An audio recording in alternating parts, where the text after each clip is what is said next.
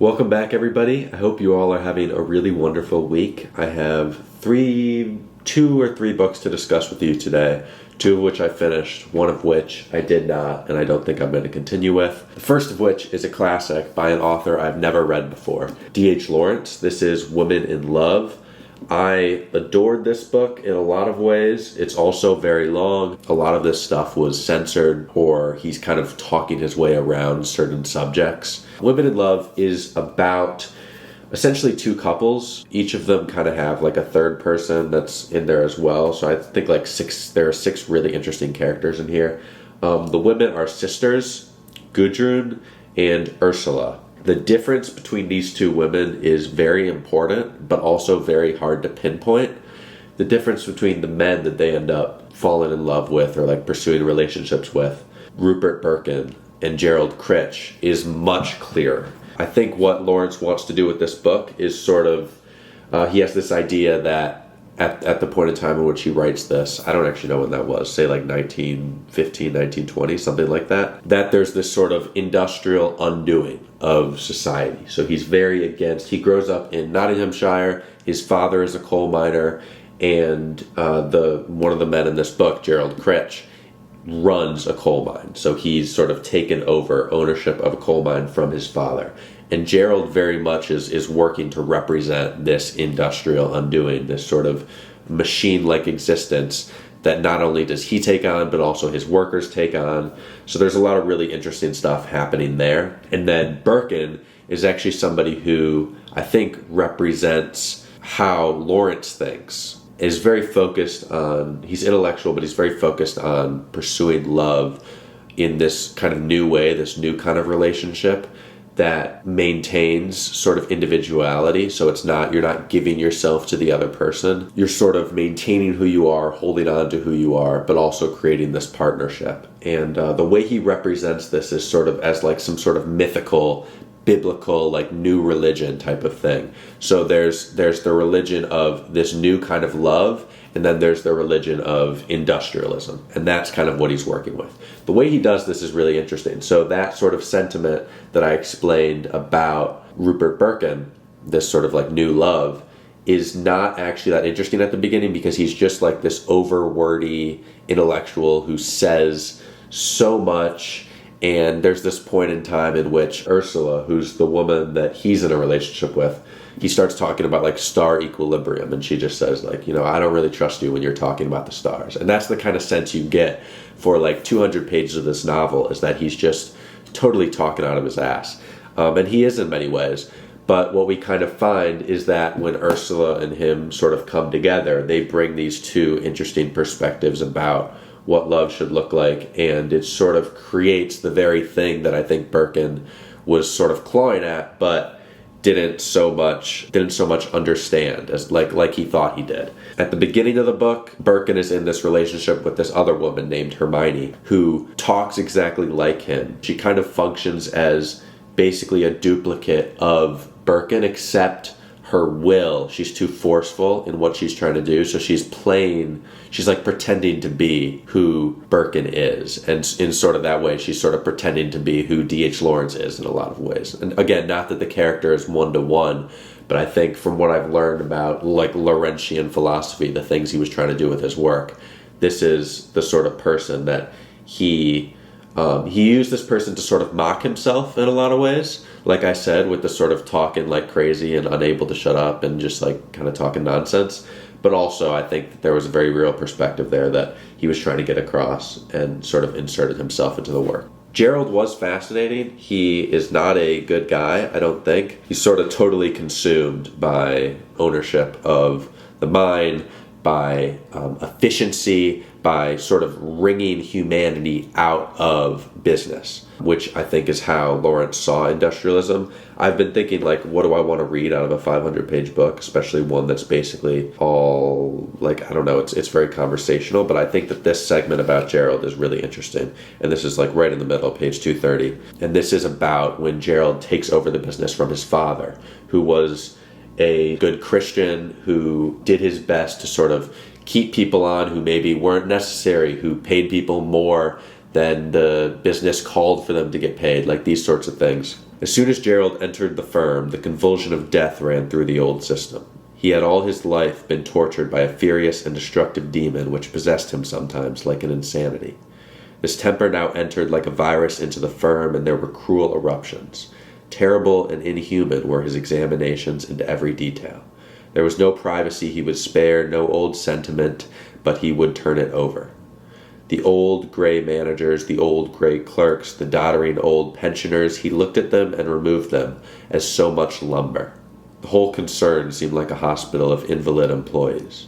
He had no emotional qualms. He arranged what pensions were necessary, he looked for efficient substitutes, and when these were found, he substituted them for the old hands. And then a page later, describing the miners, the joy went out of their lives, the hope seemed to perish as they became more and more mechanized, and yet they accepted the new conditions. They even got a further satisfaction out of them. At first they hated Gerald Critch. They swore to do something to him, to murder him. But as time went on, they accepted everything with some fatal satisfaction. Gerald was their high priest. He represented the religion they really felt. His father was forgotten already. There was a new world, a new order, a strict, terrible, inhuman, but satisfying in its very destructiveness.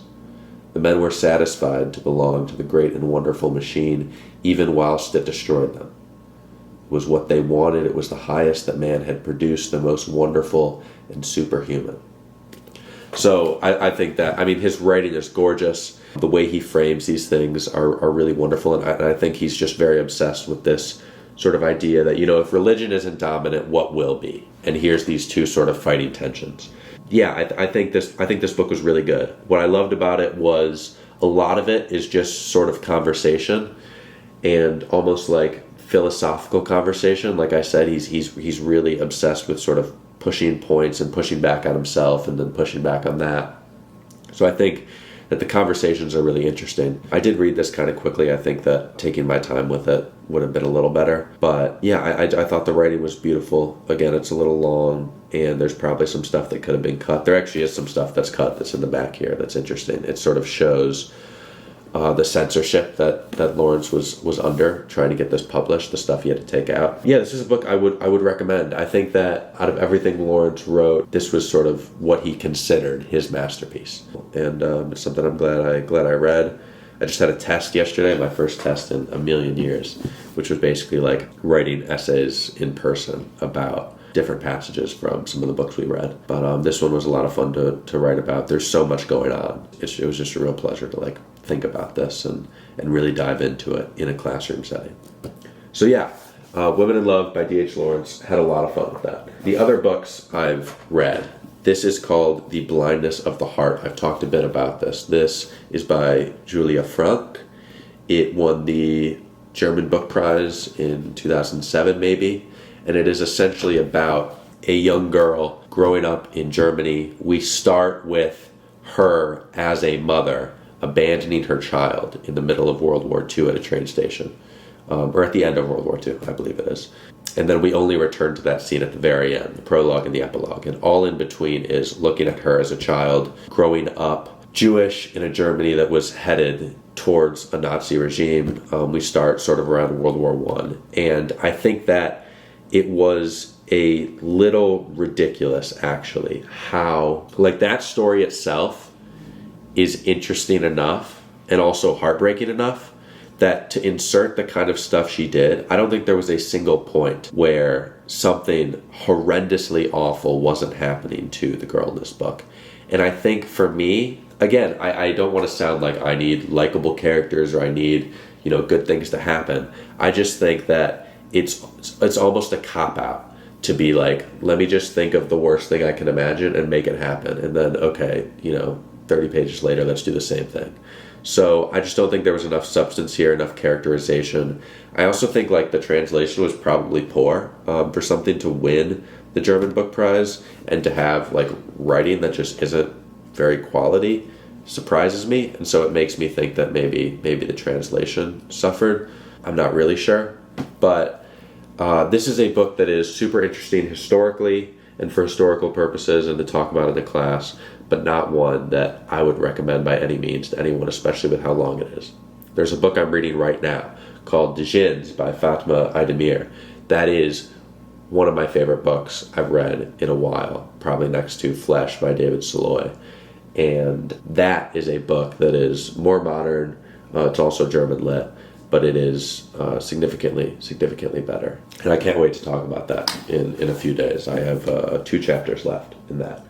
I also started this book. I was really excited. I listened to an interview with Karen Desai about the loneliness of Sonia and Sonny. She obviously won the Booker Prize 20 years ago for The Inheritance of Loss, which my dad has read, and he didn't actually like it that much, which I thought was kind of interesting. And then I ended up picking this up. He was still interested in reading this book, and it just astounded me how poor the writing was. It feels like, I mean, it reminds me of myself sometimes. Like, I guess, let's say she took 20 years, or at the very least, 10 or 15 to write this book. I think when you sit with your own writing for that long, you begin to disillusion yourself with what's good and what isn't, because the images are so clear in your mind that you're never in the position of a reader. And so you really have to take a step back from that. I also think that there's not enough editing that sort of goes on with authors that have reached a certain level of fame. So a 700-page book here, I mean, that's not a problem for me. I love long books. Joyce Carol Oates' Fox, I love the fact that, you can't tell Joyce Carol Oates what to do. You can't tell her not to write a 700-page book. She wants to write 700 pages. She gets to write 700 pages, and those 700 pages were gorgeous. This, there are storylines that were happening towards the beginning that, once we move to, the actual focus of what it seems like the novel was about, it's that doesn't really make sense. But again, I think it was just sort of painful, the lack of quality of the writing. It really astounded me. It really felt like there just wasn't a command of language. It felt like, at a sentence level, it was just really poor, and it really surprised me. Again, I don't like to crap on books. I only made it to page 50 or 60, and I was just there's no way I'm reading this. So I'm sure it could get better, but I just think for a book like this that's getting a lot of attention, you would just like to see something stronger. And so I was disappointed in that. It did let me start Megha Majumdar's latest book, A Guardian and a Thief, which is super excellent and the exact opposite. The writing is so crisp, so well done, and it's much shorter as well, but that's not that has anything to do with the sentence level. So I really like that. So be on the lookout for those reviews. Megha Majumdar's A Guardian and a Thief, and Djinns by Fatma Aydemir. I have to read a bunch of Kafka today. I haven't really read him before, so that should be interesting. That will be coming up soon. And then I'm also going to do a little Halloween video with some different stuff that maybe a vlog type thing where I read some scary stories or something, and then talk about them. So I'm excited for that as well. Thank you all for watching. I hope that this was a decent video. I just wanted to kind of catch up on my backlog of stuff I've finished that I, kind of liked, kind of didn't like, stuff that I DNF'd, which I very rarely do. You know that if you watch this, but I'm just not going to spend that much time on a book that I don't enjoy whatsoever. Like I said, hope you all are having a great weekend, whenever you're watching this. Happy reading, and I'll see you again soon.